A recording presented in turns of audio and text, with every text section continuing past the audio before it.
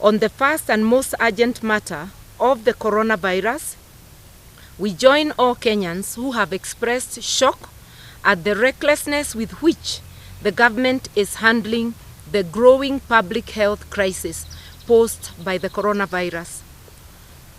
We do not see any evidence or preparedness or a government actively involved in protecting its citizens from potential harm. While our public health institutions are in perpetual disinvestment, the government continues to expose our people to the highest possible risks of contracting the coronavirus by keeping our airspace open for all without any precaution. Without prejudice to the people of China, we wish to condemn in the strongest terms possible the ill-advised decision to allow hundreds of Chinese nationals to continue jetting in and out of Kenya without adequate health checks and or quarantine. The government advisory for the 239 passengers who jetted into the country to self-quarantine for 14 days is laughable as it is tragic.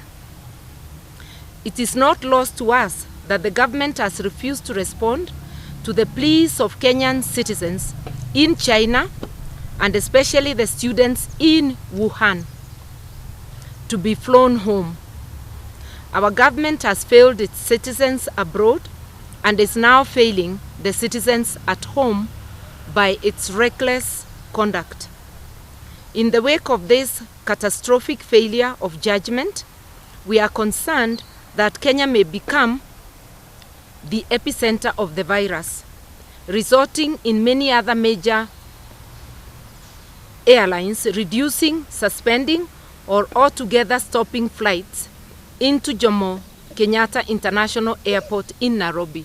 We are saying this because by the government's own admission, there is absolutely little or no preparedness. They're telling us of 11 beds for the whole country. Yet there is little or no monitoring of people coming in, and in particular from China, where this virus has peaked. We urge the government to close Kenyan airspace and border points to all flights and passengers originating from China. We urge the government to establish mandatory quarantine facilities at all international border points. We urge the government to organize and finance immediate evacuation of Kenyans stranded in China and especially the students in Wuhan, and on arrival to hold them in quarantine centers within their homeland until cleared. That's what other nations are doing, and we have seen it. Because you contract the virus whether it's your national or whether it's somebody else. By the government's own admission, there is absolutely little or no preparedness. They're telling us of 11 beds for the whole country. Yet there is little or no monitoring of people coming in, and in particular from China, where this virus has peaked.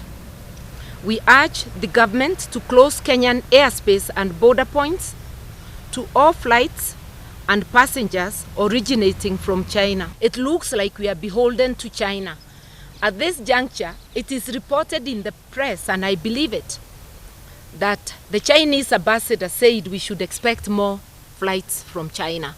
The audacity that he has to announce that, like Kenya is owned by China, is a telltale of the relationship between China and Kenya. It appears to be master and servant. We need to rescue ourselves from this sorry state.